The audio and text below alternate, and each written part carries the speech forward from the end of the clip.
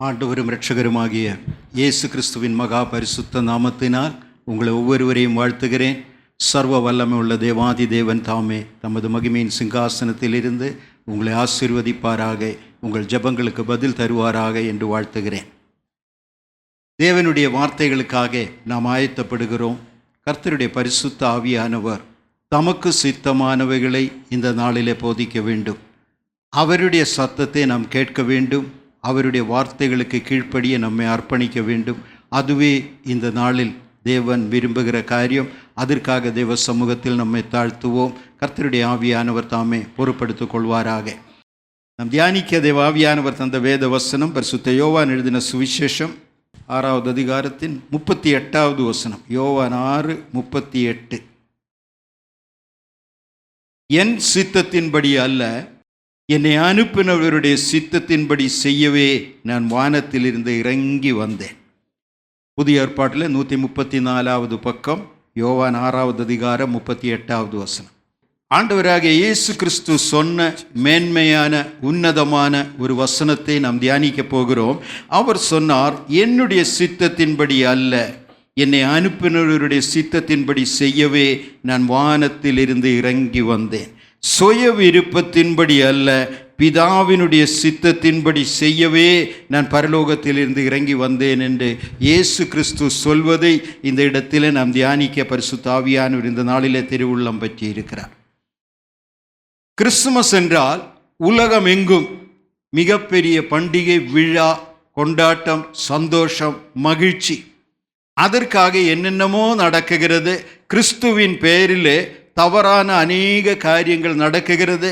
உலக அளவிலேயே மதுபானங்கள் அதிகமாய் பிரயோஜனப்படுத்துகிற நாட்கள் கிறிஸ்துமஸ் நாட்கள்.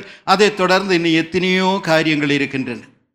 ஆனால் கிறிஸ்துமஸ் என்றால் அர்ப்பணிப்பின் பண்டிகை என்று அழைக்கலாம்.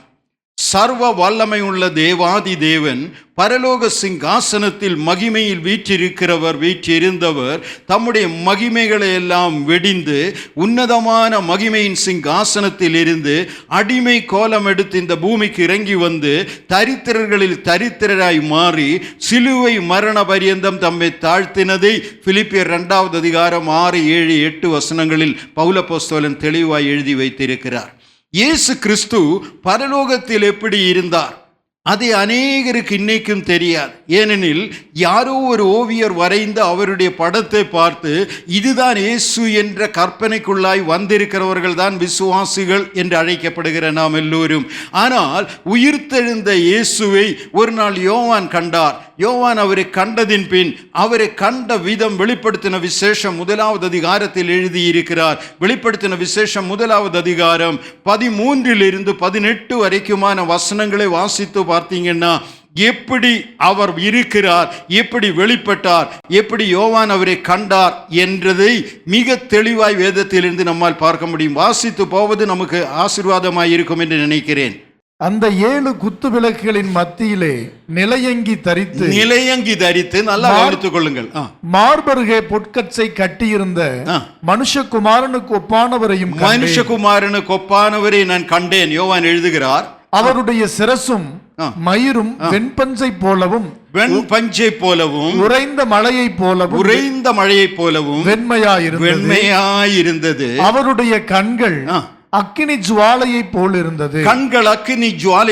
இருந்தது. அவருடைய பாதங்கள் உலைக்களத்தில் காய்ந்த பிரகாசமான வெண்கலம் போல் இருந்தது. அவருடைய சத்தம் பெருவெள்ளத்து இரைச்சலை போல் இருந்தது. தமது வலது கரத்திலே 7 நட்சத்திரங்களை ஏந்தி கொண்டிருந்தார். 7 நட்சத்திரங்களை வலது கரத்திலே ஏந்தி கொண்டிருந்தார். அவர் வாயிலிருந்து இருபுறமும் கருக்குள்ள பட்டயம் புறப்பட்டது. அவருடைய முகம் வல்லமையை பிரகாசிப்பிக்கிற சூரியனை போல் இருந்தது. போதும். யோவான் கண்ட இயேசுவை எப்படி கண்டார் என்பதை பரிசுத்த சத்திய வேதாகமத்திலே யோவான் எழுதி வைத்திருக்கிறார். இயேசு உயிர்த்தெழுந்ததின் பின் இப்படிப்பட்ட மேன்மையான தோற்றம் அவருக்கு வந்ததா? இல்லை.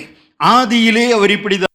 யோவான் 17வது அதிகாரத்தை படித்து பாருங்கள். கடைசியாக பூமியில் இருந்து ஜெபிக்கும் பொழுது நமது ஆண்டவர் ஜெபித்தார், பிதாவே, உலக தோற்றத்திற்கு முன் உம்மிடத்தில் இருந்த மகிமையில் என்னை திரும்பவும் மகிமைப்படுத்துவீராக. அவருக்கு எந்த மகிமை உலக தோற்றத்திற்கு முன்னமே இருந்ததோ அந்த மகிமையை தான் இன்றைக்கு திரும்ப பெற்றுக்கொண்டார். அதைத்தான் யோவான் எழுதுகிறார், நான் இப்படி கண்டேன். இது பழைய ஏற்பாடு காலங்களிலேயும் உண்டு. தானியேல் தீர்க்கதரிசி ஒரு நாள் தன்னுடைய உபவாச ஜெபத்தில் தேவாதி தேவனுடைய தரிசனத்தை கண்டார். தானியேல் தீர்க்க தரிசன புத்தகம் 10வது அதிகாரத்தின் 6வது வசனத்திலிருந்து வாசித்து பாருங்கள், எடுக்க வேண்டாம். இப்பொழுது வெளிப்படுத்தின விசேஷத்தில் எவைகளை யோவான் எழுதினாரோ அவைகள் அப்படியே பழைய ஏற்பாட்டிலே தானியேல் தீர்க்கதரிசி எழுதி வைத்திருக்கிறார். அவருடைய சரீரம் படிகை பச்சையைப் போலவும், அவருடைய முகம் மின்னலின் பிரகாசத்தைப் போலவும், அவருடைய கண்கள் எரிகிற தீபங்களைப் போலவும், அவருடைய புயங்கள் அவருடைய கால்களும் துளக்கப்பட்ட வெண்கல நிறத்தைப் போலவும், அவருடைய வார்த்தைகளின் சத்தம் ஜனக்கூட்டத்தின் ஆரவாரத்தைப் போலவும் இருந்தது. பாருங்க எப்படி தானியேல் தீர்க்கதரிசி கண்டார். அதே இயேசு உலகத்தில் வந்து 33 வருடம் ஒன்றுமில்லாத ஏழையாய் வாழ்ந்தார். சிலுவையில் அறையப்பட்டார், ஒப்பு கொடுக்கப்பட்டார். ஆனால் உயிர்த்தெழுந்ததின் பின் எப்படி யோவான் கண்டார்? அதுதான் இயேசு. அதை மறந்துவிட்டு ஏதோ நாம் ஒரு ஓவியர் வரைந்த படங்களை கண்டு இப்படிதான் இயேசு என்று தவறான கருத்து போடுவது சரியல்ல. போகட்டும், அந்த தேவ மகிமையில் இருந்த சர்வ வல்லவர், இன்னும் அவரை குறித்து அநேக இடங்களில் வேதத்தில் எழுதப்பட்டிருக்கிறது. ஒவ்வொன்றாய் எடுக்க போனால் அதுவே நேரம் அதிகமாகும். ஆகையினால் சீக்கிரமாய் கடந்து செல்கிறேன். அவர் சர்வ வல்லவர். தேவ தூதர்கள் அவருடைய கட்டளைக்கு காத்திருக்கிறார்கள். பரலோகத்தின் வான சேனைகள் அவருடைய பணிவிடைக்காரர்கள். பரலோகத்தில் இருக்கிற கேருபீன்கள், சேராபீன்கள் அவருக்கு வேலை செய்கிறவர்கள். பரலோகத்தில் இருக்கிற 24 மூப்பர்கள் அவருடைய சிங்காசனத்திற்கு முன் விழுந்து வணங்குகிறவர்கள். பரலோகத்தில் இருக்கிற 4 ஜீவன்கள் அவரை பணிந்து கும்பிட்டு வணங்குகிறவர்கள். சகலத்தையும் தம்முடைய வார்த்தையினால் சிருஷ்டிக்கிறவர், சகலத்தையும் தம்முடைய ஆளுகையினால் வார்த்தையினால் ஆளுகை செய்கிறவர், நட்சத்திரங்களை பெயர் சொல்லி அழைக்கிறவர், சமுத்திரத்தின் தண்ணீரை தம்முடைய கரங்களில் அளக்குகிறவர், அவர் சொல்ல ஆகும், அவர் கட்டளையிட நிற்கும் என்கிற வார்த்தை வாழ்க்கை பயன்படுத்துகிறவர், சகலத்திலும் சகலவுமாயிருக்கிறவர், ஒன்றுமில்லாத நிலைமையில் பூமிக்கு இறங்கி வந்தார். இதுவே கிறிஸ்துமஸ். அது ஒரு சாதாரணமான காரியம் அல்ல. அதை நாம் தியானிக்க தியானிக்க தியானிக்க எவ்வளோ பெரிய ஒரு தியாகம், எவ்வளோ பெரிய ஒரு அர்ப்பணம் அந்த இடத்துல இருக்கிறது என்பதை நம்மால் அறிந்து கொள்ள முடியும், நம்மால் புரிந்து கொள்ள முடியும். அந்த வாழ்க்கையில் உலகத்தில் இருந்த நாட்களில் தான் இயேசு சொன்னார், நான் ஏன் இப்படிப்பட்ட ஒரு நிலைமைக்கு என்னை தாழ்த்தினேன் தெரியுமா? ஏன் நான் இந்த நிலைமையில் என்னை கொண்டு வந்து ஒரு சாதாரண மனிதனாய் வாழ்ந்து யூதர்களின் கரங்களினால் அறையப்படுவதற்கு என்னுடைய வல்லமையின் கரங்களை சிலுவையில் ஒப்பு கொடுத்தேன் தெரியுமா? ஒரே ஒரு நோக்கம், பிதாவுக்கு பிரியமானவைகளை செய்வதற்காக நான் பூமிக்கு இறங்கி வந்தேன். என்னுடைய விருப்பத்தின்படி அல்ல. பிதாவானவர் என்னையும் உங்களையும் தனித்தனியாய் நேசிக்கிறபடியால், திரும்பவும் சொல்ல விரும்புகிறேன், சர்வ வல்லமை உள்ள தேவாதி தேவன், அண்ட சராசரங்களின் தேவன், வானாதி வானங்களில் வீற்றிருக்கிற தேவன், பரபிரம்மம் என்று சில மதங்கள் அழைக்குகிற சர்வ வல்லவர் என்னையும் உங்களையும் சொந்த பிள்ளையாய் நேசிக்கிறபடியால், என்னையும் உன்னையும் நினைவு கூர்ந்ததினால் தம்முடைய குமாரனை மனு உருவத்தில் இந்த உலகத்திற்கு அனுப்பினார். அதுவே கிறிஸ்துமஸ். ஹல்லேலூயா. அர்ப்பணிப்பு, தேவாதி தேவனுடைய அர்ப்பணிப்பு. பற்பல இடங்களில் என் ஆண்டவர் திரும்ப திரும்ப இந்த வார்த்தையை சொல்வதை நம்மால் பார்க்க முடியும். யோவான் 8வது அதிகாரம் 29வது வசனம் கூட பார்க்கலாமா? 8:29 யோவான், பிதாவுக்கு பிரியமானவைகளை நான் எப்பொழுதும் செய்கிறபடியால் அவர் என்னை தனித்திருக்க விடவில்லை. இயேசு சொல்கிறார், பிதாவுக்கு பிரியமானவைகளை நான் எப்பொழுதும் செய்கிறபடியால். இன்னும் அவர் சொன்ன ஒவ்வொரு வார்த்தையா எடுத்தால் நிறைய உண்டு. என்னை கண்டவன் பிதாவை கண்டான், நானும் பிதாவும் ஒன்றாய் இருக்கிறோம். நான் செய்கிற கிரியைகள் என்னுடையவைகள் அல்ல, பிதா எவைகளை செய்ய சொல்கிறாரோ அவைகளை நான் செய்கிறேன். என்னுடைய வார்த்தைகள் நான் சுயமாய் பேசுவதில்லை. நீங்கள் காண்கிற காரியங்கள் பிதாவினால் உண்டானவைகள். இன்னும் என்னை ஏற்றுக்கொள்கிறவன் என்னை அனுப்பினவரை ஏற்றுக்கொள்கிறான். நிறைய காரியங்கள் இயேசு தம்மை அனுப்பின பிதாவானவரையும் அவருடைய சித்தத்தையும் குறித்து பேசும் பொழுது சொல்லிக்கொண்டே போகிறார். தேவாதி தேவனுடைய திருச்சித்தத்தை செய்யும்படியே அவர் மனு உருவத்தில் இந்த பூமிக்கு இறங்கி வந்தார். அர்ப்பணிப்பின் உச்ச கட்டம் பேத்லஹேமில் பார்க்கலாம். கொண்டாட்டத்தின் இடமல்ல, மகிழ்ச்சியின் இடமல்ல, கைவிடப்பட்ட ஒரு நிலைமை, ஒன்றுமில்லாத ஒரு நிலைமை. பெத்லஹேமில் இருந்து கொல்கோதா வரைக்கும் இந்த ஒரு பயணத்தை ஆரம்பிக்கிற நாளுதான் கிறிஸ்துமஸ் என்று நாம் நினைக்கிறோம். ஒரு நாள் இயேசு பூமியில் இருந்த நாட்களில் பசியா இருந்தாரா?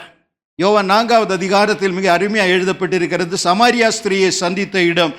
சமாரியா ஸ்திரியை சந்தித்த நாளில் இயேசு பசியா இருந்தார்.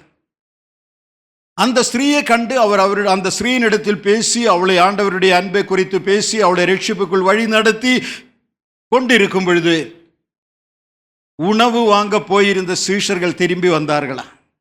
இந்த சீஷர்கள் திரும்பி வந்து ஆண்டவர்கிட்ட கேட்டாங்க, உங்களுக்கு பசிக்கு இல்லையா? இவ்வளோ டயர்டாக இருக்கீங்க, சாப்பிடாம ஒரு நாளாக இருக்கீங்க, நீங்கள் பசியோடு இருக்கீங்க, நீங்கள் ஏன் இப்போ பேசிகிட்டு இருக்கீங்க? அதுக்கு என் ஆண்டவர் ஒரு பதில் சொன்னார், என்னுடைய பிதாவின் சித்தத்தின்படி செய்வதே என்னுடைய உணவாக இருக்கிறது. அதை தவிர மேலான ஒரு உணவு எனக்கு இல்லை, அதை தவிர எனக்கு வேறொரு பசியும் இல்லை. என்னுடைய பிதாவின் சித்தத்தின்படி செய்வதே என்னுடைய உணவாக இருக்கிறது. இதைத்தான் கடந்த வாரத்தில் நான் சொன்னேன். பிதா நம்மில் அன்பு கூர்ந்த காரணத்தினால் பரலோகத்தில் தேவாதி தேவன் ஒரு கேள்வி எழுப்பினார், யார் நம் காரியமாய் போவார்கள்? காரணம் உண்டு, தேவன் ஆவியாயிருக்கிறார். ஆவியாயிருக்கிற தேவன் உலகத்திற்கு இறங்கி வந்தால் ஒருவேளை ஒரு இடி மின்னலை போலவோ அல்லது மனிதரால் புரிந்து கொள்ள முடியாத ஒரு சத்தத்தை போலவோ மட்டும்தான் மனிதர்களால் அதை அறிந்து கொள்ள முடியும், புரிந்து கொள்ள முடியும். சீனாய் மலையில் தேவன் இறங்கி வந்த நாளில் மோசே எந்த உருவத்தையும் காணவில்லை, அவர் சத்தத்தை மட்டும் கேட்டார். ஆனால் பாளையத்தில் அடிவாரத்தில் இருந்த ஜனங்களோ மலையின் உச்சியில் எரிகிற அக்கினியைத்தான் பார்த்தார்கள். அப்படிப்பட்ட ஒரு நிலைமையில் மறுபடியும் பூமிக்கு இறங்கி வந்தால் அது தெய்வம் என்று கூட அழைக்க இன்னைக்கு இருக்கிற உலகம் விருப்பமில்லாதவர்களாய் இருப்பார்கள். ஆக மனு உருவத்தில் இறங்கி மனிதர்களில் ஒருவனைப் போல அவர்கள் பேசுகிற மொழியில பேசி அவர்களுக்கு விருப்பமான வாழ்க்கைகளை வாழ்ந்து அவர்களில் ஒருவனாய் மாறி அவர்களைப் போல உணவுண்டு, அவர்களைப் போல தூங்கி, அவர்களைப் போல சிரித்து, அவர்களைப் போல அழுது அவர்களில் ஒருவனாய் இருந்தாலே ஒழியே மக்களுக்கு தேவனுடைய வார்த்தைகள் கொண்டு வர முடியாது என்பதை பிதாவாகிய தேவன் அறிந்ததினாலே பரலோகத்தில் ஒரு கேள்வி கேட்டார், யார் போவாங்க? யார் நம் காரியமாய் போவாங்க? இயேசு சொன்னார், அடியேனை அனுப்பும், நான் இதோ போகிறேன். எபிரேயருக்கு எழுதின நிருபம் 10வது அதிகாரம் 5வது வசனம். எபிரேயர் 10வது அதிகாரம் 5வது வசனம் வாசித்து போறது நமக்கு நல்லது. எபிரேயர் 10:5. அங்கே இயேசு எப்படி அதை ஏற்றுக்கொண்டார் என்பதை நம்மால் காண முடியும். ஆகையால் அவர் உலகத்தில் பிரவேசிக்கும் போது பலியையும் காணிக்கையும் நீர் விரும்பவில்லை, பலியையும் காணிக்கையும் நீர் விரும்பவில்லை, ஒரு சரீரத்தை எனக்கு ஆயத்தம் பண்ணி, ஒரு சரீரத்தை எனக்கு ஆயத்தம் பண்ணினீர். போதும், அதுதான் அவர் கேட்ட ஒரே ஒரு காரியம். நான் போகிறேன், ஆனால் ஆவியாய் போய் பிரயோஜனம் இல்லை, ஒரு சரீரத்தை எனக்கு கொடுங்க. அருமையாய் நேசித்த சீஷன் யோவான் இடத்தில் அவர் ஆவியாய் உயிர்த்தெழுந்ததின் பின் இறங்கி வந்த நாளில் அங்கே வேதத்திலே வாசிக்கிறோம், யோவான் செத்தவனை போல கீழே விழுந்தான். ஆகையால் தான் அவர் சொல்லுகிறார், இந்த உருவத்தில் மனிதர்களுக்கு தரிசனம் கொடுக்க நான் விரும்பவில்லை, அதனாலே பரலோகத்தின் தகப்பன் எதிர்பார்க்குகிற காரியம் நடக்காது. மாம்சத்தில் ஒருவனாய் போக வேண்டும், எனக்கு ஒரு சரீரத்தை கொடுங்க.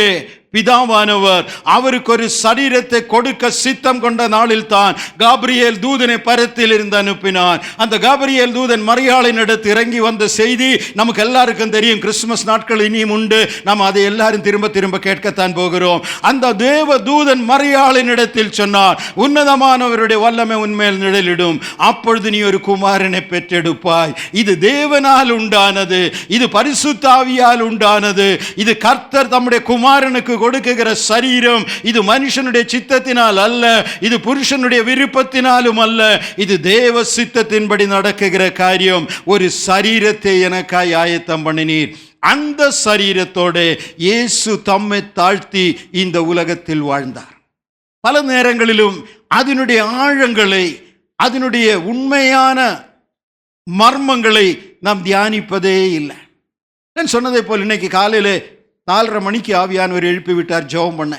நான் என்ன ஜெபம் பண்ணியிருப்பேன் உங்களுக்கு எல்லாருக்கும் தெரியும். வழக்கம் போல் போய் முழங்காலில் நின்று, கர்த்தாவே இன்னைக்கு சபையில் செய்தி கொடுக்கணும், நீங்கள் தான் பேசணும் சொல்லிட்டு இருந்தேன். பதிலே காணோம். திரும்ப திரும்ப ஜெபம் பண்ணேன். நீங்கள் வல்லமையாக கிரியை செய்யணும், நீங்கள் மக்களை தொடணும், உங்கள் வார்த்தை வரணும், எல்லாத்தையும் ஜெபம் பண்ணேன். கொஞ்சம் நேரம் ஜெபம் பண்ணிட்டு கேட்டேன், ஏன் நான் சொல்கிறதெல்லாம் உங்களுக்கு கேட்கலையா? ஏன் சாமி ஒரு பதிலையும் தரமாட்டேங்கிறீங்க? நான் என்ன சொல்லணும்? ஆவியானவர் என்னுடைய உள்ளத்தில் என்ன பேசினார் தெரியுமா? அதை சொல்கிறதுல எனக்கு எந்த தயக்கம் இல்லை. அவர் எனக்கு சொன்ன வார்த்தை, முதலாவது உன்னை பரிசுத்தப்படுத்த ஜெபம் பண்ணு, அதுதான் என் விருப்பம்னார். என்னை பரிசுத்தப்படுத்தும் ஆண்டவரே என்ன நீ ஜெபம் பண்ணு, அதிலிருந்து வேற எதுவுமே கேட்கல, அதுதான் ஜெபம் பண்ணேன். அதுக்காக நான் கடந்த வாரத்தில் ஏதோ பெரிய அக்கிரமம் பண்ணிட்டேன்னு அர்த்தமே இல்லை. என்னுடைய மனசாட்சியில் நான் எதுவுமே மன்னிப்பு கேட்க வேண்டிய ஒன்றுமே இல்லை, ஞாபகத்திலே இல்லை. ஆனால் ஆவியானவருடைய கண்களில் உண்டு. நான் பரிசுத்தவான்னு நான் சொன்ன ஆகாது, அவர் சொல்லணும். அவருடைய கண்களில் சில காரியங்கள் உண்டு. ஆகையால் அவர் சொன்னார், முதலாவது ஊழியத்திற்கு போய் மேடையில் ஏறுவதற்கு முன்னதாக என்னை பரிசுத்தப்படுத்த வேண்டும் என்று நீ ஜெபம் பண்ணு, அப்பதான் கர்த்தர் கிரியை செய்ய முடியும். தேவனுடைய கிரியை என்பது தம்மை தாழ்த்துகிறவன் மூலமாய் நடக்குமே தவிர மேன்மை பாராட்டுகிறவன் மூலமாய் அல்ல. நான் யாருன்னு யாருக்கும் சொல்ல வேண்டிய அவசியம் இல்லை. ஆண்டவர் ஊழியம் செய்யும் நாளில் ஒரு நாள் நம்முடைய சீஷர்களை பார்த்து சொன்னார், நீங்க என்ன யாருன்னு சொல்றீங்க? அன்னைக்கு பேதுரு சொன்னாங்க, நமக்கு தெரியும் நீ ஜீவனுள்ள தேவனுடைய குமாரன். இயேசு சொன்னார், பேதுருவே நீ சொன்னது உன் பிதா தான் வெளிப்படுத்தி இருக்கிறார், ஆனால் அப்படியே இருக்கட்டும். மறுரூப மலையில் இயேசு ஜெபிக்கும் பொழுது என்ன நடந்ததுன்னு விசுவாசிகளுக்கு எல்லாம் தெரியும். அவருடைய தோற்றம் மாறிட்டு, பரத்திலிருந்து சத்தம் தொனித்தது, பிதாவினுடைய மகிமை இறங்கினது, மலை மேகத்தினால் நிறைந்திருந்தது. உடனே பேதுரு யோவானு ரொம்ப சந்தோஷப்பட்டாங்க. பேதுரு சொன்னா, நாம் இங்கிருப்பது நல்லது.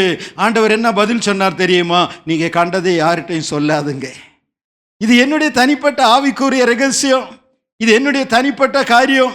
இதை போய் உலகத்திற்கெல்லாம் சொல்லாதுங்க. சகோதரன் டிஜிஎஸ் தினகரன் ஐயா பவர் மினிஸ்ட்ரின்னு ஒரு ஊழியத்தை நடத்தி இருந்தார் வருஷங்களுக்கு முன்னாலே. கர்த்தருடைய கிருபையினாலே நான் அதில் பங்கு பெற கர்த்தர் எனக்கு ஒரு வாய்ப்பு கொடுத்தார். அதில் எப்படி ஆவியின் வல்லமையினால் ஊழியம் செய்வது என்பதை குறித்து அவர் வகுப்பெடுக்கும் பொழுது ஒரு முறை சொன்னார், நீங்கள் ஆவியில் நிறைந்து ஜெபிக்கும் பொழுது, ஆவியின் வல்லமையினால் தேவனிடத்தில் பேசும் பொழுது, ஆவிக்குரிய பல காரியங்களை கர்த்தர் உங்களுக்கு வெளிப்படுத்துவார். அது தரிசனங்களா இருக்கலாம், அது வேற வார்த்தைகளா இருக்கலாம், எப்படியோ கர்த்தர் உங்களிடத்தில் பேசுவார். தயவு செய்து அதை போய் மற்றவர்களிடத்தில் கொட்டாதுங்க.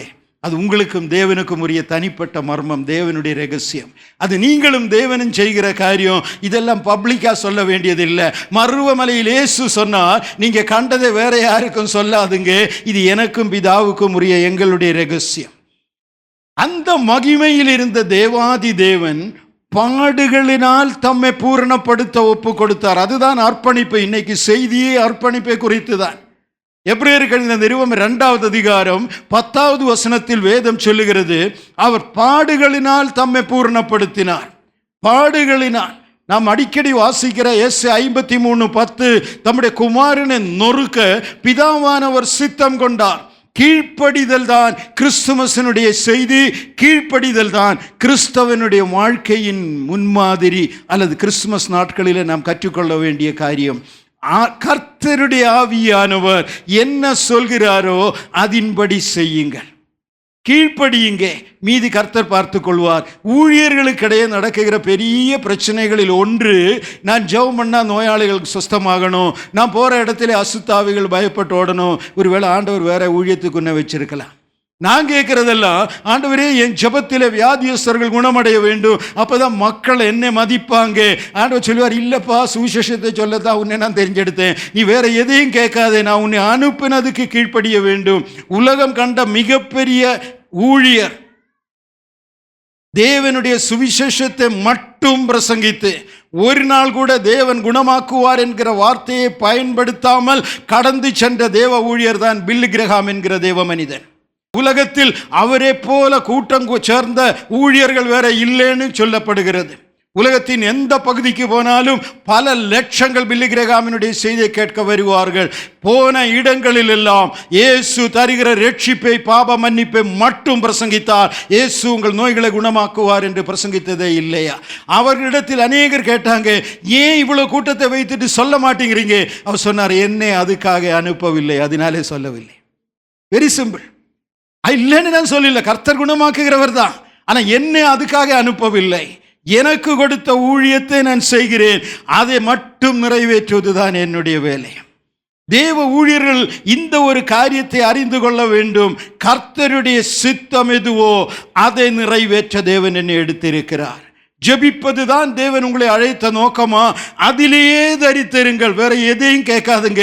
அடுத்தபடி கர்த்தர் காண்பிக்கும் வரைக்கும் அதற்கு கீழ்ப்படியுங்கள். எத்தனை நாள் நான் இப்படி அறையில் உட்கார்ந்து தனியா ஜெபிப்பது? இப்ப என்ன கொஞ்சம் வெளியே கொண்டு வாங்க ஆண்டவரேன்னு சொன்னா கர்த்தர் சொல்லுவார், உனக்கு வைத்திருக்கிற இடம் அதுதான், நீ அங்கதான் முழங்காலில் நிற்கணும், நீ அங்கதான் ஜெபிக்கணும், அந்த இடத்தை தான் உனக்கு நான் வச்சிருக்கிறேன், உனக்கு கொடுத்தது நீ செய், அதை செஞ்சிட்டே இரு.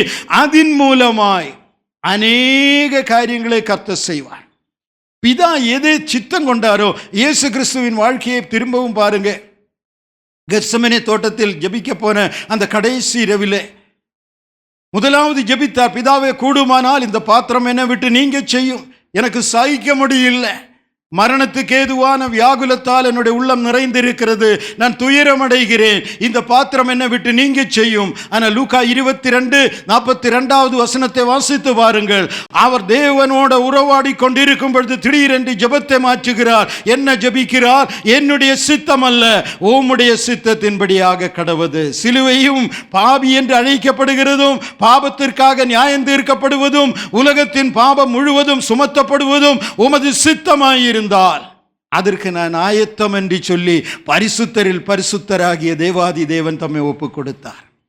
கீழ்ப்படிதல் எதுவரைக்கும் பிதா என்னென்ன காரியங்கள் விரும்புகிறாரோ அந்த இடம் வரைக்கும் கீழ்ப்படிவதுதான் ஊழியர் மேல் கர்த்தர் வைத்திருக்கிற சித்தம்.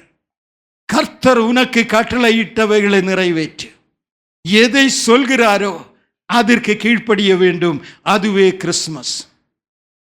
பரிசுத்த வேதாகமத்தில் கிறிஸ்துமஸின் கதை செய்தி எழுதப்பட்டிருக்கிற இடங்களில் எல்லாம் இந்த கீழ்ப்படிதலின் கதை வருகிறது. முதலாவது யோசேப் என்கிற மனிதன். நமக்கு எல்லாருக்கும் தெரியும் யாருன்னு. இயேசுவுக்கு அப்பான்னு எல்லாம் சொல்லுவாங்க, ஆனால் வேதத்தில் அப்படி கிடையாது. அவர் இயேசுவுக்கு அப்பாவே கிடையாது.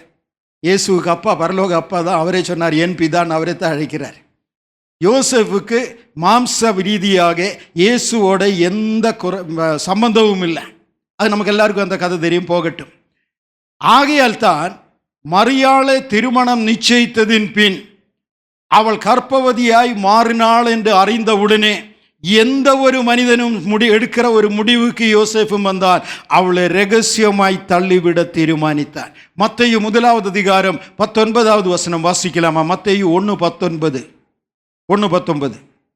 அவள் புருஷனாகிய யோசேப்பு நீதிமானாயிருந்து அவளை அவமானப்படுத்த மனதில்லாமல் ரகசியமாய் அவளை தள்ளிவிட யோசனையாயிருந்தார். ரகசியமாய் அவளை தள்ளிவிட யோசனையாயிருந்தார். பாருங்க, யோசேப்பு தன்னுடைய உள்ளத்தில் முடிவெடுத்தான். எப்படியோ, அது எப்படி ஆவியா இருக்கலாம், மனுஷனா இருக்கலாம், தவறான நடத்தையா இருக்கலாம், மேன்மையா இருக்கலாம், பரிசுத்தமா இருக்கலாம், எதா இருந்தா எனக்கு என்ன? நான் கல்யாணம் பண்ண போற பொண்ணு நல்லா இருக்கணும், ஊராம் போய் நம்மளை குறை சொல்லக்கூடாது, நம்முடைய குடும்பத்துக்கு ஒரு அவமானம் வரக்கூடாது, என்னுடைய குடும்ப வாழ்க்கை பாதிக்கப்படக்கூடாது, நான் கல்யாணம் பண்ண போற பொண்ணு இன்னொருத்தனுடைய குழந்தையை பெற்றெடுத்துட்டு அந்த குழந்தையோட போய் ஒரு பொண்ணை ஏற்றுக்கிறோன்னு எனக்கு அவசியம் இல்லை, இந்த ஊர்ல வேற பொம்பளை பிள்ளையா இல்லைன்னு சொல்லி யோசேப்பு முடிவெடுத்தான். அவளை தள்ளிவிடணும்னு முடிவெடுத்தான். வேதம் சொல்லுகிறது, அந்த முடிவோட யோசேப்பு இருக்கும் பொழுது 24வது வசனத்தை வாசிக்கலாமா? 24 அதே அதிகம். யோசேப்பு நித்திரை தெளிந்து எழுந்து கர்த்தருடைய தூதன் தனக்கு கட்டளையிட்டபடியே தன் மனைவியை சேர்த்து கொண்டு. பாருங்க, போதும். அதுக்கு முந்தின வசனங்கள் வாசித்து பார்த்தீங்கன்னா தெரியும். யோசேப் இந்த முடிவில் இருக்கும் பொழுது அவனுடைய நித்திரையில், தூக்கத்தில், பரலோகத்தில் இந்த தேவதூதனை தேவாதி தேவன் அனுப்பினார். போய் யோசேப்புக்கு சொன்ன காரியம், யோசேப்பே மரியாளை சேர்த்துக்கொள், அவளில் உருவாயிருக்கிறது பரிசுத்தாவியினால் உண்டானது, நீ அவளை தள்ளிவிடாதே, நீ எப்படி எக்காரணத்தை கொண்டும் அவளை திருமணத்தை செய்ய மறுக்காதே, அவளை ஏற்றுக்கொள். யோசேப் என்கிற மனிதன் தேவனுடைய வார்த்தைக்கு கீழ்ப்படிந்தான். நான் இந்த வசனங்கள் எல்லாம் ஆவியானவருடைய உள்ளத்தில் வைக்கும் பொழுது, இந்த யோசனைகளை கொடுக்கும் பொழுது நானே ஒருவேளை அந்த இடத்துல நான் இருந்திருந்தா நான் என்ன செஞ்சிருப்பேன்? நான் இந்த வயசான காலத்தில் இப்போவும் நினைக்கிறேன், முடியாதுன்னு சொல்லியிருப்பேன், மாட்டேன்னு சொல்லியிருப்பேன்.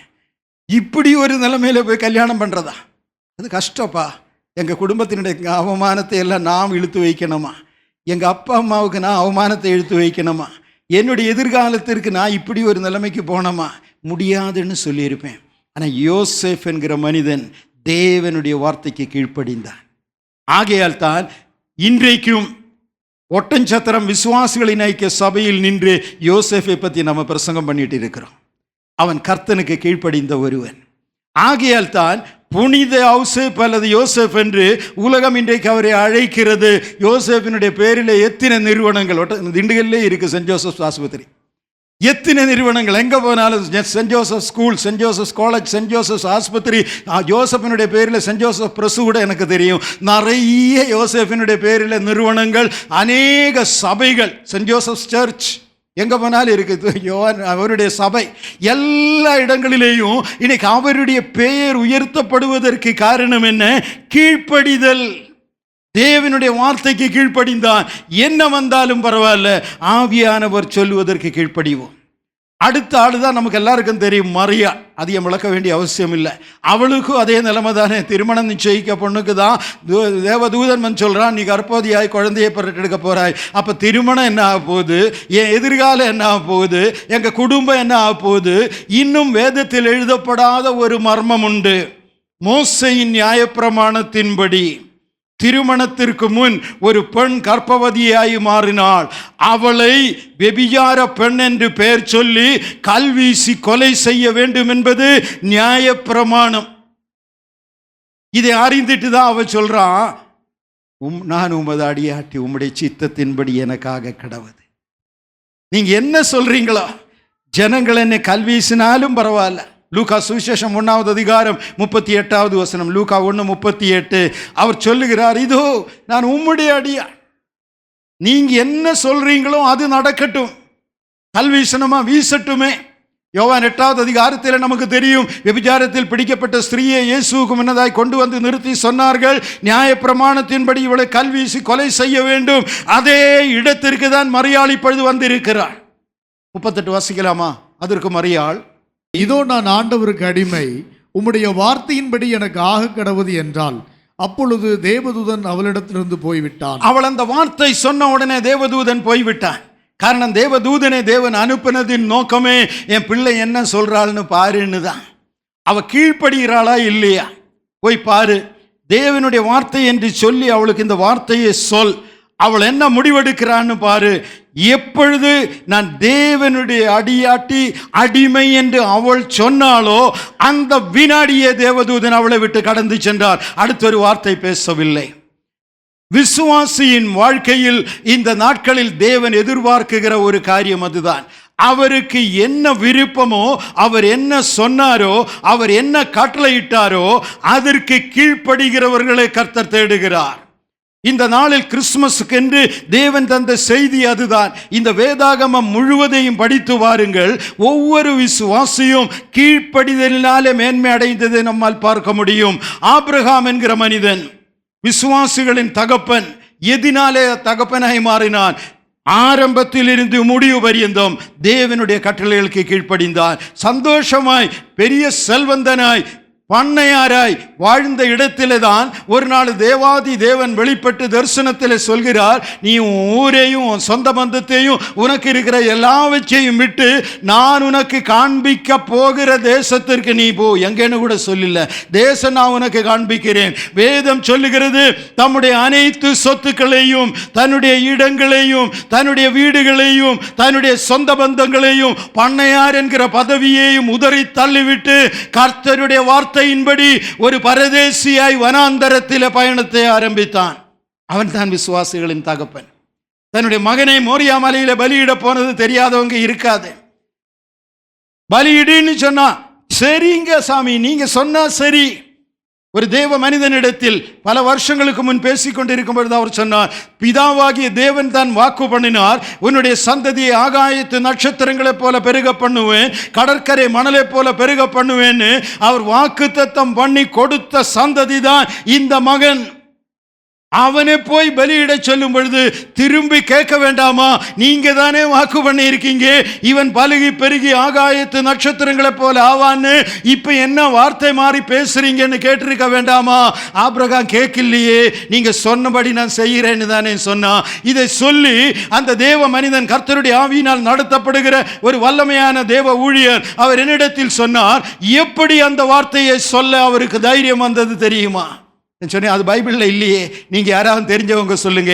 அவர் சொன்னார், கர்த்தரை முற்றிலும் நம்பினார், அவருடைய வாக்குத்தத்தங்களை நம்பினார், அவருடைய வார்த்தையை நம்பினார். உன்னுடைய சந்ததி ஆகாயத்து நட்சத்திரங்களைப் போல இருக்கும் என்று தேவன் சொன்ன வார்த்தை கண்மூடித்தனமாய் நம்பினான். ஆகையினால் தன்னுடைய ஒரே பேரான உண்மையான குமாரன் ஈசாக்கை பலியிட்டதின் பின்னும் அந்த பலிபீடத்தில் இருந்து தலைமுறைகளை உருவாக்க என் தேவன் வல்லவர் என்பதை அவன் விசுவாசித்தான். ஆகையினால் கீழ்ப்படிந்தான். ஹல்லேலூயா, ஹல்லேலூயா. தேவன் சொன்னதை செய்ய வல்லவர். ஆமென், ஹல்லேலூயா. கீழ்ப்படிதல் தான் வேதாகமத்தில் தேவன் நமக்கு கற்றுத்தருகிற பாடம்.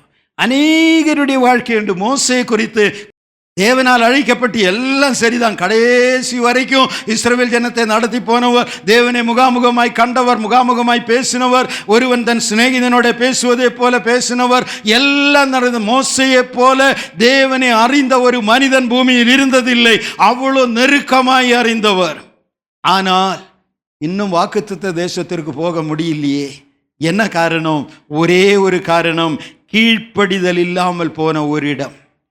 தேவன் சொன்னார், நீ போய் ஓரேபில் போய் அங்க நில்லு, கன்மலையின் மேல் போய் நில்லு, அந்த கன்மலையை பார்த்து கட்டளை போடு. என்ன கட்டளை?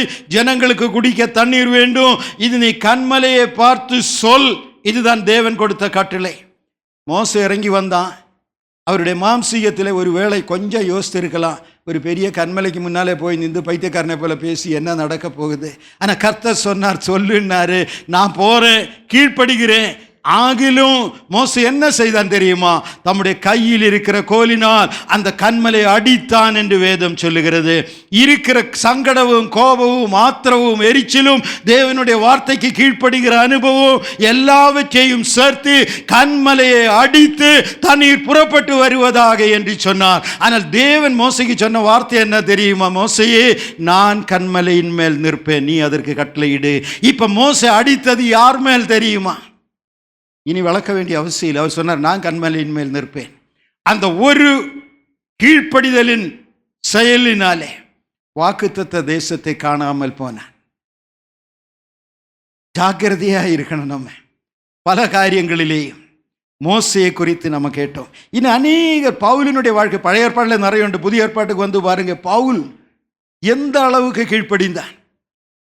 கிறிஸ்தவ மதத்தை ஏற்றுக்கொள்ள மாட்டேன், இயேசு தெய்வம் அல்ல, இயேசுவை ஆராதிக்கிறவர்களை ஒடுக்க வேண்டும், அழிக்க வேண்டும், கொலை செய்ய வேண்டும் என்று அரசாங்கத்தின் அதிகார பத்திரத்தை வாங்கி தமஸ்கோ பட்டணத்திற்கு போகிற சவுல் தம்முடைய குதிரையின் மேல் தம்முடைய பரிவாரங்களோட கம்பீரமாய் போகிற சவுலைத்தான் ஆண்டவர் சந்தித்தார், குறுக்கிட்டார். அன்னைக்கு சவுல் கேட்ட கேள்வி உலகமுள்ள நாள் வரைக்கும் விளங்கக்கூடிய, பிரசங்கம் பண்ணக்கூடிய, தியானிக்கக்கூடிய கேள்வி. அப்போஸ்தலர் 9வது அதிகாரம் 6வது வசனத்தில் எழுதப்பட்டிருக்கிறது. சவுல் கேட்டார், ஆண்டவரே, நான் என்ன செய்ய சித்தமாயிருக்கிறீர்? What do you want me to do? நான் என்ன செய்யணும் சொல்லுங்க. இப்ப நீ எதுக்கு வந்தேன்? அதெல்லாம் போச்சு சாமி, இனி அதெல்லாம் பேசி பிரயோஜனம் இல்லை. இனி அந்த பாதையில் நான் நடப்பதில்லை, இனி அதற்காக நான் ஓடுவதும் இல்லை. நான் என்ன செய்யணும் நீங்க சொல்லுங்க. கர்த்தர் சொல்ல ஆரம்பித்தார். சவுல் கீழ்ப்படிய ஆரம்பித்தான். படிப்படியாய் படிப்படியாய் படிப்படியாய் ஒவ்வொரு நாளும் கிறிஸ்துவுக்காய் பாடுகள் அனுபவித்தான். பவுல் அனுபவித்த பாடுகள் வேதாகமத்தில் தெளிவாய் எழுதப்பட்டிருக்கிறது. 2 கொரிந்தியர் 11வது அதிகாரத்தில் அவரே எழுதியிருக்கிறார். நேரம் கிடைக்கும் பொழுது வாசித்து பாருங்கள். கிறிஸ்துவுக்காக பாடுகளுக்கு மேல் பாடுகள், ஒன்றுமில்லாத நிலைமை, சிறைச்சாலை, பட்டினி, தாரித்திரியம், குளிர் தாங்க முடியாத நிலைமை, அடி, உதை, ஜெயில், நிர்வாணம் எல்லாவற்றையும் அனுபவித்ததின் பின் தான் ஒரு நாள் ராஜா கொண்டு வந்து நிறுத்தி விசாரிக்கிறார். அன்றைக்கு ராஜாவின் முன் சொல்லுகிறார். அப்போஸ்தலர் 26வது அதிகாரம் 19வது வசனம். ராஜாவின் முன் என்று தைரியமாய் பேசுகிறார். அகிரிப்பா ராஜாவே, பரலோக தரிசனத்திற்கு விரோதமாய் நான் நடக்க மாட்டேன். ஹல்லேலூயா. ஆகையால் அகிரிப்பா ராஜாவே, நான் அந்த பரம தரிசனத்திற்கு கீழ்ப்படியாதவனாய் இருக்கவில்லை. எல்லாவற்றையும் இழந்துட்டேன். உபத்திரவத்தின் மேல் உபத்திரவத்தை அனுபவிக்கிறேன். ஆகிலும் அந்த பரம தரிசனத்திற்கு நான் கீழ்ப்படியாமல் இருக்கவில்லை. அவர் எனக்கு என்ன சொன்னாரோ அதை நாள்தோறும் நிறைவேற்றி கொண்டிருக்கிறேன். எனக்கு நன்றாய் தெரிந்த ஒரு போதகர் உண்டு. சில அல்ல, பல வருஷங்களுக்கு முன், நினைக்கிற ஏற்கனவே 20 வருஷங்களுக்கு முன்னதாக அவருக்கு அமெரிக்காவில் போக ஒரு வாய்ப்பு கிடைத்தது. நல்ல ஒரு வேலை, நல்ல ஒரு இதெல்லாம் கிடைச்சு. அன்னைக்கு ராத்திரி எங்கள் வீட்டுக்கு வந்திருந்தாங்க கணவனும் மனைவியுமா. வேறு ஒரு இடத்துல அவர் வேலை செய்து கொண்டிருந்தார். அமெரிக்கா தேசத்திற்கு எனக்கு விசா எல்லாம் ரெடி ஆகிட்டு போகலாம், இப்படி இருக்குது அப்படி இருக்குது காரியம் எல்லாம் சொல்லிவிட்டு, ஜெபம் பண்ணுங்க பிரதர், அதுக்கு தான் வந்து கர்த்தருடைய சுத்தமாக இருந்தால் போனோம், இல்லாட்டி வேண்டாம் ஜெபம் பண்ணுங்க என்னாங்க. நாங்கள் 4 பேருமா அவருடைய மனைவி இருந்தது. நாங்கள் 4 பேருமா ஜெபம் பண்ணோம். கர்த்தர் தெளிவாக ஒன்றும் பேசல. ஆனால் ஏதோ ஒரு தடை உள்ளத்தில். அவர்கிட்ட போங்க நல்லா இருக்கும்னு சொல்ல எனக்கு மனசு வரல. ஜெபத்தை முடிக்கும் பொழுது நான் சொன்னேன், தொடர்ந்து ஜெபம் பண்ணுங்க, கர்த்தர் எதையோ வெளிப்படுத்த விரும்புகிறார். நீங்கள் தயவு செய்து திடீர்னு ஒரு தீர்மானம் எடுக்காதுங்க, தேவ சமூகத்தில் காத்திருங்க. அவங்க போய் உபவாசம் இருந்து ஜெபிக்க ஆரம்பித்தாங்க. நான் உபவாசம் இல்லாமல் ஜெபம் பண்ணேன். நாட்கள் ஓடினது. கர்த்தருடைய ஆவியானவர் மிக தெளிவாய் அவரிடத்தில் பேசினார், என்னிடத்திலே அல்ல, அவரிடத்தில் பேசினார். உன்னை கொண்டு ஒரு சபையை கட்ட நான் ஆயத்தமாக இருக்கிறேன். நீ அமெரிக்கா தேசத்திற்கு போவதல்ல, தமிழகத்தில் ஒரு சபையை உருவாக்க உன்னை நான் முன்குறித்தேன். அவர் எனக்கு ஃபோன் பண்ணி சொன்னார். நான் போகல சார், கர்த்தர் எனக்கு இப்படி தான் சொன்னார். நான் சொன்னேன், ஆண்டவருடைய நாமம் மகிமைப்படுவதாக. அவர் தம்முடைய வேலையை ராஜினாமா செய்தார், ஊழியம் செய்ய ஆரம்பித்தார். கடந்த டிசம்பர் மாதம் கிறிஸ்துமஸ் நாட்களில் அந்த சபைக்கு போயிருந்தேன். 1000க்கும் மேற்பட்ட விசுவாசிகள் அந்த சபையில் போய் நிற்கும் பொழுது அவர் சொன்னார், அமெரிக்கா போயிருந்தா இதெல்லாம் நடந்திருக்குமா? ஒரு மனுஷனுடைய கீழ்ப்படிதல், ஒரு மனுஷனுடைய கீழ்ப்படிதல் தேவன் எதிர்பார்க்குகிற காரியம் அதுதான். நம்முடைய நேரம் ஓடிக்கொண்டே இருக்கிறது. இனி எத்தனை பேரை வேணாலும் வேதத்திலிருந்து எடுத்துகிட்டே கொண்டு வரலாம். கீழ்ப்படியாதவர்களுக்கு என்ன நடந்தது, கீழ்ப்படிந்தவர்களுக்கு என்ன நடந்தது எடுத்துகிட்டே வரலாம். ஆனால் செய்தியை நான் முடிக்க விரும்புகிறேன். கர்த்தருடைய வார்த்தைக்கு எந்த அளவுக்கு நீங்களும் நானும் கீழ்ப்பட்டு இருக்கிறோம். என்னுடைய விருப்பமா இல்லது அவருடைய விருப்பமா? என் சித்தத்தின்படி அல்ல, உம்முடைய சித்தத்தின்படி ஆக கடவதென்று ஜெபிக்கிறவர்கள் எத்தனை பேர்? நான் சொன்னேன், காலையில் தேவ சமூகத்தில் அவர் சொன்னார், என்னை பரிசுத்தப்படுத்துன்னு ஜெபம் பண்ணினார். நான் அந்த ஜெபத்தோடு தான் இங்கே வந்திருக்கிறேன்.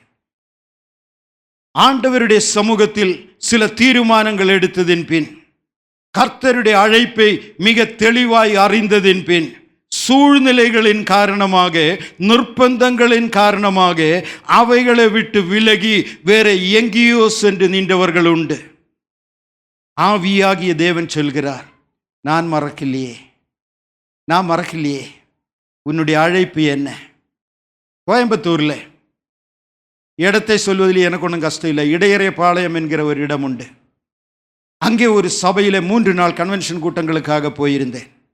கர்த்தருடைய பெரிய கிருபையினாலே ஆசீர்வாதமாக நடந்த ஒரு மைதானத்தில் தான் ஏற்பாடு செய்திருந்தாங்க. 3வது நாள் சபை, ஞாயிற்றுக்கிழமை சபையின் ஆராதனை. காலையில் இதே போல செய்தி கொடுத்து ஏறக்குறைய 1:30 மணி அளவில் தான் ஜெபம் பண்ணி முடித்தேன். அநேகர் தனி ஜெபத்திற்கு வந்தார்கள். மக்களுக்காக ஜெபித்து கொண்டிருந்தேன். 2 மணி தாண்டி இருக்கும் என்று நினைக்கிறேன்.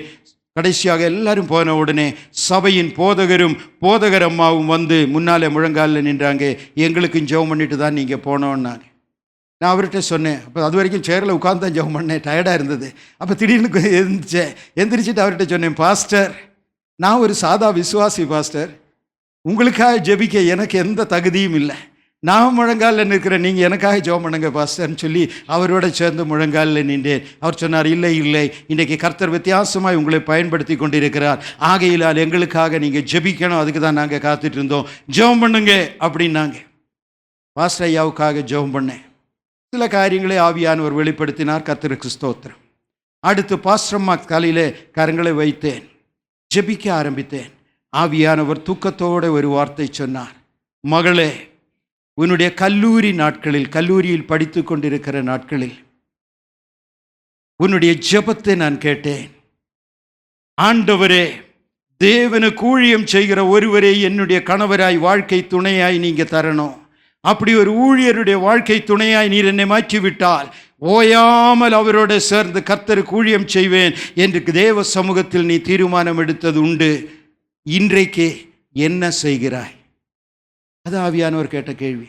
இன்னைக்கு நீ பாஸ்டருடைய பாரிய, பாஸ்டரம்மா, இன்னைக்கு நீ என்ன செய்கிறாய்? எனக்கு அந்த அம்மாவை முன்பு தெரியாது. அந்த 3 நாள் வார்த்தையை தவிர எனக்கு அவங்கள தெரியாது, இன்னைக்கும் தெரியாது. அந்த சகோதரி ஆள ஆரம்பித்தான். வரத்த சத்தமாய் அழுதாள். நான் அதோடு ஆமீன் போட்டு ஜெபத்தை முடித்தேன். அதன் பின் அந்த சகோதரி சொன்னால், நீங்கள் சொன்னது அத்தனையும் உண்மை. தேவாதி தேவன் கணக்கில் வைத்திருக்கிறார். ஆனால் எனக்கோ என்னுடைய கணவர் போதகராக இருந்ததினாலே, அந்த நாட்களில் வருமானம் மிக குறைவாக இருந்ததினாலே, எங்கேயாவது வேலைக்கு போனால் எங்களுக்கு கொஞ்சம் சம்பளம் கிடைக்குமே, கொஞ்சம் வருமானம் கிடைக்குமேங்கிற காரணத்தினாலே கோயம்புத்தூரிலே ஒரு கம்பெனி அலுவலகத்திலே போய் வேலைக்கு சேர்ந்தேன். இப்போ அங்கேயும் 2-3 ப்ரமோஷன் எல்லாம் வந்துச்சு. இப்போ மும்முரமாக என்னுடைய வேலையை கவனித்து கொண்டிருக்கிறேன். பெண்கள் கூட்டங்களிலே கூட கலந்து கொள்ள நேரம் இல்லாத ஊழியக்காரி. என்னுடைய வார்த்தைக்கு நீ கீழ்ப்படுகிறாயா? என்னுடைய சத்தத்துக்கு நீ செவி கொடுக்கிறாயா? கிறிஸ்துமஸ் என்று சொல்லி கோழியும் ஆடும் வாங்கி புசிப்பது நல்லது, ஆனால் கிறிஸ்துமஸ் அதல்ல. கிறிஸ்துமஸ் என்று சொல்லி புத்தாடைகளை அணிவது மிக நல்லது, ஆனால் அது கிறிஸ்துமஸ் அல்ல. கிறிஸ்துமஸ் என்றால் தேவனுக்கு கீழ்ப்படிவதே தேவன் விரும்புகிற காரியம். ஒரு யோசேஃபை போல, ஒரு மரியாளை போல, ஒரு மோசையை போல, ஒரு ஆபிரகாமை போல, ஒரு பவுலை போல கர்த்தருடைய சமூகத்தில், ஆண்டவரே நான் என்ன செய்ய சித்தமாயிருக்கிறீர் என்று தேவ சமூகத்திலே தாழ்த்தி கேட்கிறவர்களை தேவன் இந்த நாளில் தேடிக்கொண்டிருக்கிறார். அதே இந்த செய்தியை அவர் தந்ததின் பின் தான் சொன்னார், இந்த சபையிலே, இன்றைக்கு எந்த சபையில் நான் செய்தி கொடுக்கிறேனோ இந்த இடத்திலே கர்த்தரிடத்தில் ஒப்பந்தம் செய்து, உமக்காக இப்படியெல்லாம் செய்வேன், இப்படியெல்லாம் வாழ்வேன், இந்த நேரங்களில் எழுந்து ஜெபிப்பேன், ஒருவருக்காவது சுவிசேஷத்தை அறிவிப்பேன், இந்த உதவிகள் ஊழியர்களுக்கு செய்வேன், இப்படிப்பட்ட சபைகளுக்கு போய் உதவி செய்வேன், இப்படிப்பட்ட ஊழியங்களை தாங்குவேன், இன்னும் வித்தியாசமான காரியங்களை தேவ சமூகத்தில் அறிக்கையிட்டு ஜெபித்து கர்த்தரோடு ஒப்பந்தம் பண்ணினவர்கள் இன்றைக்கு தங்களுடைய தீர்மானங்களில் இருந்து விலகி ஏனோ தானோ வாழ்ந்து கிறிஸ்துமஸுக்கு மட்டன் எடுப்பவா இல்லது 1500 ரூபாய் சாரி எடுக்கிறதா என்று கவலைப்பட்டு கொண்டிருக்கிற நேரத்தில் தேவனுடைய ஆவியானவர் சொல்லுகிறார், கீழ்ப்படுகிறவர்களை நான் தேடிக்கொண்டிருக்கிறேன். உன்னை கொண்டு செய்ய வேண்டிய ஊழியங்கள் தடைபட்டு நிற்பதை நீ அறியாமல் இருக்கிறாயா? உன்னால் சந்திக்கப்பட வேண்டிய ஆத்துமாக்கள் இன்னும் சந்திக்கப்படாமல் இருப்பதற்கு நீயே காரணம் என்று ஆவியானவர் மிக தெளிவாய் சொல்லுகிறார். ஒரு சவுல் சந்திக்கப்பட வேண்டுமானால் ஒரு அனன்யா தேவை. அனன்யாவை தேவன் அனுப்பும் பொழுது அவனும் சொன்னான், ஆண்டவரே, அவன் கிறிஸ்தவர்களை அழிக்க வந்தவன், கிறிஸ்தவர்களை கொலை செய்ய அதிகார பத்திரம் பெற்றவன், நான் அவனிடத்தில் போனால் அவன் என்னையும் முடித்து கட்டுவான், எப்படி போவது? அதற்கு தேவனுடைய ஆவியானவர் பதில் சொன்னார், அனன்யாவே, பாடுகள் அனுபவிப்பதற்கு அவன் நான் தெரிந்தெடுத்த ஒரு பாத்திரம், நீ போய் ஜெபம் பண்ணு, அதுக்கு தான் அனுப்புறேன். வேதாகமத்தை படித்து பாரு. பவுல் செய்த ஊழியத்தை ஒரு நாளும் அனன்யாவால் செய்ய முடியவில்லை. ஆனால் அனன்யா செய்த ஒரு ஊழியம் உண்டு, அந்த சவுலின் மேல் கரங்களை வைத்து ஜெபித்தான், அவ்வளவுதான். அப்பதான் ஆவியானவர் அவர் மேல் இறங்கினது. உன்னை குறித்து தேவன் வைத்திருக்கிற நோக்கங்கள் உண்டு, உனக்கென்று கொடுக்கப்பட்ட ஊழியங்கள் உண்டு, உனக்கென்று முன்குறிக்கப்பட்ட நபர்கள் உண்டு, உன்னை கொண்டு பரலோகத்தை அடைய வேண்டும் என்று முன்குறிக்கப்பட்ட ஆத்துமாக்கள் உண்டு. அவர்கள் இன்றைக்கும் குடி போதையிலேயும் சினிமாவிலேயும் உலக இன்பங்களிலேயும் கெட்ட வார்த்தையிலும் அலைந்து திரிவதற்கு காரணம் உன்னுடைய கடமையில் நீ தவறி போனதினாலே, நீ செய்ய வேண்டிய காரியங்கள் செய்யாமல் போனதினாலே. கீழ்ப்படுகிறவர்களை இந்த நாளிலே கர்த்தர் தேடிக்கொண்டிருக்கிறார். சில காரியங்கள் ஆவியானவர் என்னுடைய உள்ளத்தில் வைத்தார். காலையிலேயே ஆனால் நான் அவர்கிட்டயே மன்னிப்பு கேட்டேன். என் சபை, என்னுடைய சகோதர சகோதரிகள், எனக்கு எல்லாரையும் தெரியும், அவர்களுக்கு என்னையும் தெரியும். நான் சொன்னால் ஏன் மேடையில் நின்று சொன்னீங்கன்னு திருப்பி கேட்க போகிறாங்க, அதனால நான் சொல்ல மாட்டேன் அவர்கிட்டயே சொல்லிட்டேன். ஆனால் நான் ஒரு ஜெபத்தை ஏறெடுத்தேன். மேடையில் நின்று ஜெபிக்கும் பொழுது உள்ளங்களில் கிரியை செய்கிற சர்வ வல்ல ஆவியானவரே நீங்கள் பேசுங்க. நான் ஒருவருடைய எந்த குறையும் சுட்டி காட்ட பாத்திரன் அல்ல. என்னுடைய உடன்பிறப்புகள், அவர்களை குறை கூற நான் விரும்பவில்லை. நீங்க சுற்றி காட்டுங்க. எனக்கு நன்றாய் தெரியும் இன்றைக்கு ஒரு சிலருடைய ஆவியில் வாழ்க்கையில், ஆவிக்குரிய வாழ்க்கையில் கர்த்தருடைய ஆவியானவர் சில காரியங்களை சுற்றி காட்டப் போகிறார். இந்த ஒரு காரியம், இந்த ஒரு தீர்மானம், இந்த ஒரு முடிவு, இந்த ஒரு இடத்தில் நீ மாற வேண்டிய காரியம், விட்டுவிட வேண்டிய காரியம், அதை ஆவியானவர் மிக தெளிவாய் சொன்னார். நிறுத்துகிறேன், தொடர மாட்டேன், இனி இல்லை என்று கர்த்தருடைய சமூகத்தில் தீர்மானம் எடுத்த இடங்கள் இன்றைக்கு எப்படி இருக்கிறது? ஆண்டவர்கிட்ட பல முறை சொல்லி இருக்கீங்க, இனி செய்ய மாட்டேன். எனக்கு தெரியாது, நான் அதை நிறுத்தி கடந்து செல்ல விரும்புகிறேன். தேவனுடைய வார்த்தை, ரட்சிப்பின் செய்தி சொல்வேன் என்று ஆண்டவருக்கு முன்னாலே அறிவித்திருக்கிறீங்க. உன்னை மாத்திரம் சொல்லி கடந்து செல்கிறேன். நான் மறந்து போகலாம், நீங்க மறந்து போகலாம், அவர் மறக்க மாட்டார். அவர் நினைவு கூறுகிற தேவன், அவருடைய கணக்கில் உண்டு. பல காரியங்களை நமக்கு தெரியாமல் இருக்கலாம். உனக்கு கொடுத்த பொறுப்புகள் என்ன ஆச்சு? உன் மேலே வைத்த கடமைகள் என்ன ஆச்சு? நீ சந்திக்கப்பட வேண்டிய ஆத்துமாக்கள் என்ன ஆச்சு? கர்த்தருடைய சமூகத்தில் நாம் ஜெபிக்க போகிறோம். நம்மை தாழ்த்துவோம். தேவாதி தேவனே, நான் உம்முடைய அடிமை, அடியனிதா வந்திருக்கிறேன், நானாகவே வந்திருக்கிறேன் என்கிற ஒரு அருமையான பாடல் நமக்கு தெரியும். உம் பிரசன்னத்தில் வந்திருக்கிறேன், என்னை பூர்ணமாய் அர்ப்பணிக்கிறேன். வருடத்தின் இறுதி நாட்களில் நாங்கள் கடந்து வந்திருக்கிறோம். உலகத்தின் கடைசி நாட்களில் நாங்கள் வாழ்ந்து கொண்டிருக்கிறோம். உங்கள் வருகை மிக மிக சமீபமாயிருக்கிற நாட்களில் நாங்கள் ஜெபித்து கொண்டிருக்கிறோம். எங்களை கொண்டு என்ன செய்ய சித்தம் கொண்டிருக்கிறீரோ அவைகளை செய்ய இதோ என்னை அர்ப்பணிக்கிறேன், முற்றிலுமாய் அர்ப்பணிக்கிறேன். என்னுடைய குறைகளை மன்னிப்பீராக, என்னுடைய பலவீனங்களை மன்னிப்பீராக, என்னுடைய ஞாபக குறைவுகளை மன்னிப்பீராக. ஆண்டவரே, தடுமாறுகிற என்னுடைய நிலைமையை மன்னிப்பீராக. இந்த உலகத்தின் காரியங்களுக்காய் ஓடி என் இரட்சகரை மறந்த நிலைமையை எனக்கு மன்னிப்பீராக. என்னை தேடி பரமண்டலங்களில் இருந்து இறங்கி வந்த அன்பின் தேவாதி தேவனோடு இருக்கிற ஐக்கியம் விட்டு இந்த உலகத்தில் வேற சில ஐக்கியங்களை தேடி போனேனே, என்னை மன்னியுங்க ராஜா, என்னை மன்னியுங்க. பிறருக்கு சுவிசேஷத்தை அறிவிக்க நீர் என்னை தெரிந்தெடுத்தீர், தெளிவாய் பேசி இருக்கிறீர். ஆகிலும் இந்த நாட்களில் ஏனோ தானோ என்று வாழ்ந்து கொண்டிருக்கிறேன். அதனால் சந்திக்கப்படாத ஆத்துமாக்களுக்கு நானே பொறுப்பு.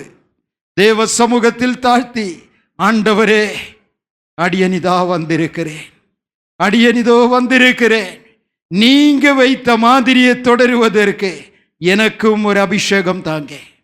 நீங்க பரலோகத்திலிருந்து இறங்கி வந்து உங்களையே தாழ்த்தி அடிமையின் கோலம் எடுத்து சிலுவை மரண பரியந்தம் தாழ்த்தினதை நினைவு கூறுகிறோம். கர்த்தாவே, உங்க ஊழியத்தில், உங்களோடு பேசுவதில், உங்க வல்லமையை பெற்றுக்கொள்வதில், உங்க வரங்களை பெற்றுக்கொள்வதில் நான் இன்னும் தாமதமாயிருக்கிறேன். என்னை தாழ்த்துகிறேன் ஆண்டவரே, தாழ்த்துகிறோம். உங்க பிரசன்னத்தில் தாழ்த்துகிறோம். உம்முடைய ஜனத்தை ஆசீர்வதிப்பீராக. சர்வ வல்லவருடைய ஆசீர்வாதத்தோட உம்முடைய பிள்ளைகளை அனுப்புகிறோம். ஆவியாகிய தேவன் முன் செல்வீராக. எங்களுடைய ஜெபங்களுக்கு பதில் தந்ததற்காய் நன்றி. ஆராதனை ஆசீர்வதித்ததற்காய் நன்றி. எல்லா துதியும் கனவும் மகிமையும் உங்களுக்கே நாங்கள் தருகிறோம். இயேசு கிறிஸ்து என்னும் எங்கள் தெய்வத்தின் நாமத்தில் ஜெபிக்கிறோம், ஜீவனுள்ள பரலோக பிதாவே. ஆமென், ஆமென். நானாகவே வந்திருக்கிறேன், பிரசன்னத்தில் வந்து நிற்கிறேன். நீ இன்று என்னை ஏற்றுக்கொள்வீரா? ராஜ்யத்தில் சேர்த்து கொள்வீரா?